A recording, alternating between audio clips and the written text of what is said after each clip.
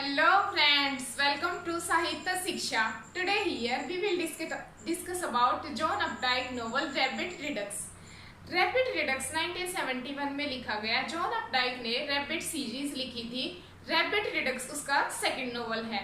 Rabbit Redux से पहले rabbit run publish हुआ था 1960 में। उसकी वीडियो हमने पहले ही अपलोड कर दी है। अगर आपने नहीं देखी है तो उसको देख लीजिएगा। अब हम आते हैं रैबिट रिडक्स पे। रैबिट रिडक्स 1971 में लिखा गया। इसका मेन हीरो जो रैबिट सीरीज का होता है वो होता है Harry rabbit angstrom. Harry rabbit angstrom का करेक्टर मैं बता देती हूँ एक बार। हैरी रैबिट एंगस्ट्रॉम जो होता है वो एक अनस्टेबल पर्सन होता है।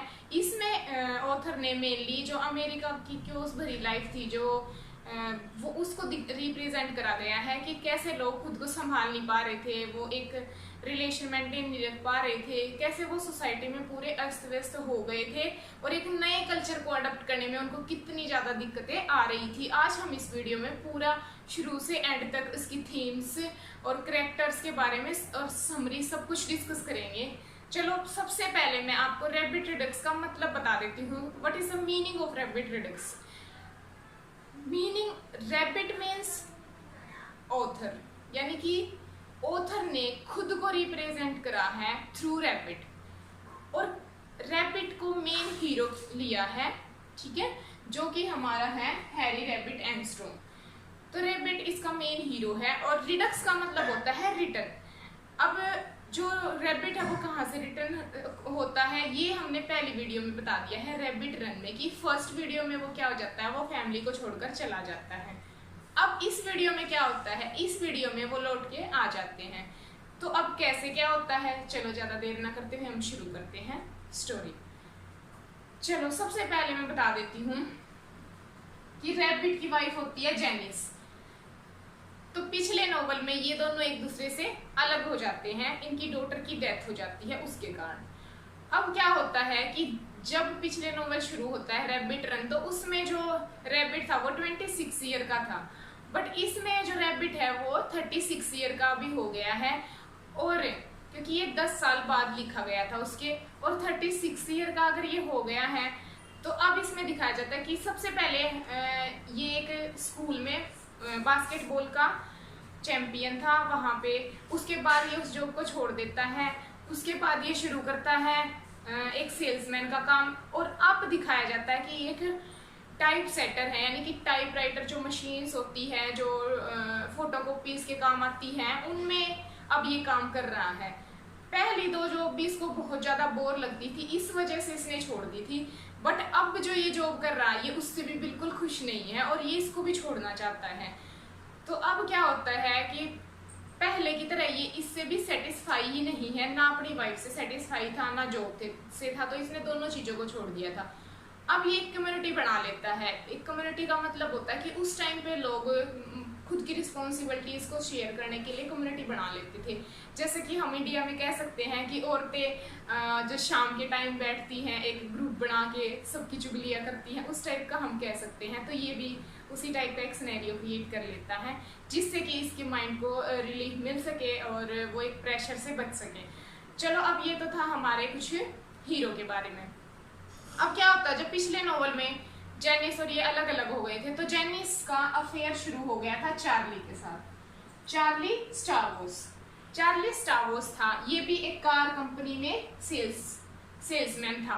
तो जेनिस का और चार्ली का अफेयर शुरू हो रखा था।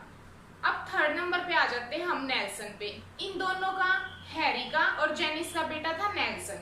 अब नेल्सन पिछले नोवेल में 2 साल का था और अब वो 13 ईयर्स का हो चुका है, यानी कि अब उसकी यंग एज शुरू हो चुकी है। और एक लड़की होती है जिल। नेल्सन को उससे प्यार हो जाता है और वो उससे बहुत ही ज्यादा अट्रैक्ट होता है। पर जिल जो थी वो एक प्रोस्टिट्यूट की तरह काम करती थी और वो अपनी बॉडी को सेल करती थी बिहाइंड द बार के पीछे रह के और ड्रग्स लेती थी।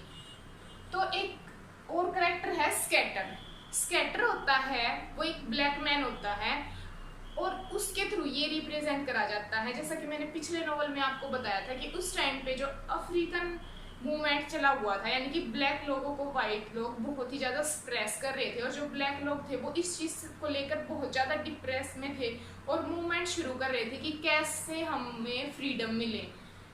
तो ये यहाँ पे आ जाता है और ये इसकी दोस्ती हो जाती है हैरी के साथ। मैंने बताया ना इनकी कम्युनिटी थी, तो हैरी और स्केटर दोनों दोस्त होते हैं, और जो स्केटर होता है वो जिल को हीरोइन ऑफर करता है। हीरोइन मीन्स ड्रग ऑफर करता है और सेक्सुअली उससे रिलेशन बनाता है। फिर ये जो स्केटर होता है ये हैरी को भी जिल से मिलाता है, और ये दोनों ही जिल के साथ सेक्स करते हैं। अब क्या होता है कि जब ये दोनों स्केटर और हैरी इसके साथ सेक्स कर लेते हैं, पर हैरी को पता चलता है कि नेल्सन भी इससे लव करता था। अब जो कम्युनिटी इन्होंने बनाई थी वो इनके खुद के घर पे ही इन्होंने बनाई हुई थी, यानी कि खुद के घर पे ही ये आते जाते थे। मतलब जो हैरी का घर था, क्योंकि जेनिस तो छोड़ के चली गई थी, अब जो हैरी का घर था वहीं पे पूरी कम्युनिटी यानी कि बैठक बिठा देते पूरी, यही हम कह सकते हैं। तो वहां पे ही ये जिल को बुलाने लगे और जिल वहीं पे आती थी, और ड्रग्स के पैसों के लिए ही ये खुद को फिजिकली सेल करती थी। अब क्या होता है कि जब इनको पता, जो नेबर्स होते हैं उनको पता लगता है कि ऐसे ऐसे ये इसको लेके आ रहे हैं और जिल यहाँ पर है, तो एक दिन इनके जो नेबर्स हैं वो क्या करते हैं कि वो जिल जब हैरी और स्केटर चले जाते हैं और जिल घर के अंदर होती है, तो वो घर में आग लगा देते हैं और जिल वहीं पर बर्न हो जाती है, वहीं पर उसकी जल के डेथ हो जाती है। तो यहाँ पे जिल का कैरेक्टर हो जाता है खत्म जब उसकी डेथ हो जाती है। बट इस चीज को लेकर नेल्सन बहुत ज्यादा डिप्रेशन में आ जाता है, क्योंकि वो उससे लव करता था।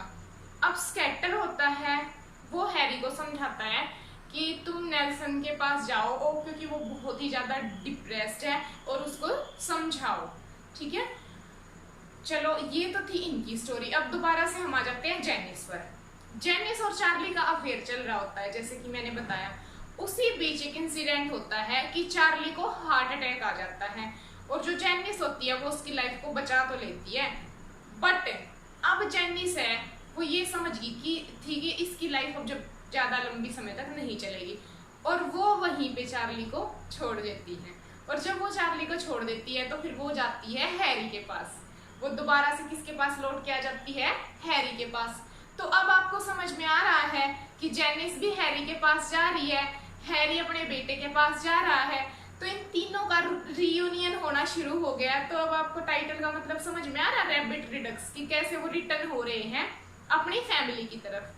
तो वो तीनों रीयूनाइट हो जाते हैं दोबारा से, और एक अच्छी फैमिली की तरह रहने की शुरुआत करने के प्रॉमिस करते हैं। तो यही थी इसकी कुछ इम्पोर्टेंट पॉइंट्स स्टोरी के, जो कि मेन थे। अब हम इसकी कुछ थीम्स के बारे में डिस्कस कर लेंगे कि इसकी मेन थीम क्या थी।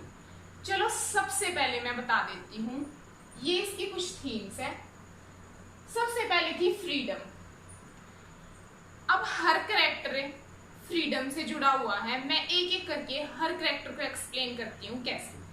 सबसे पहले हम हीरो के बारे में ही बात कर लेते हैं। हीरो के लिए फ्रीडम का मीनिंग क्या था?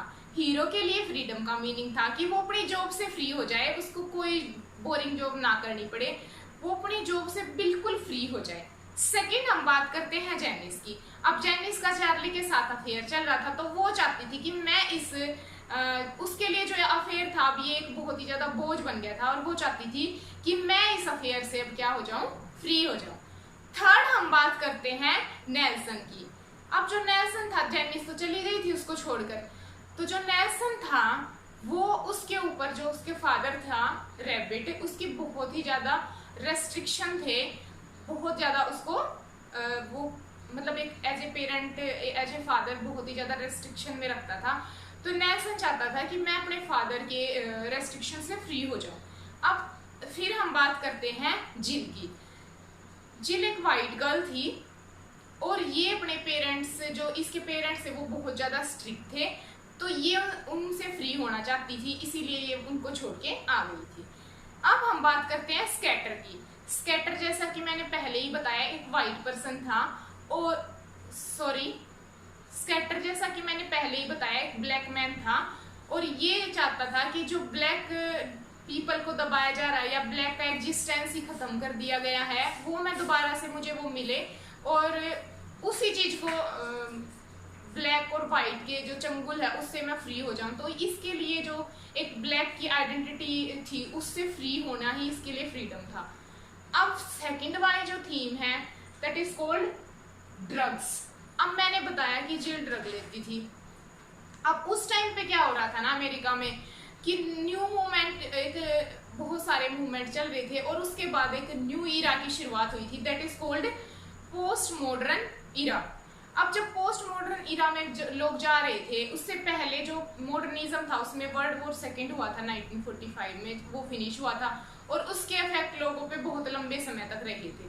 तो अब जब लोग खुद को संभाल रहे थे, एक नए कल्चर में जा रहे थे, तो वो खुद को मतलब स्टेबल नहीं रख पा रहे थे। वो किसी भी पेन को, क्योंकि उन्होंने इतने ज्यादा जो स्ट्रगल देख लिए थे कि अब वो किसी भी पेन को बर्दाश्त करने की हालत में नहीं थे। इसलिए उन्होंने क्या करा, इसलिए उन्होंने अपने माइंड के पेन को कम करने के लिए ड्रग्स लेना शुरू कर दिया, जैसे कि जिल हो गई, हैरी और स्कैटर भी, और ये नेल्सन भी, ये भी ड्रग्स लेते थे।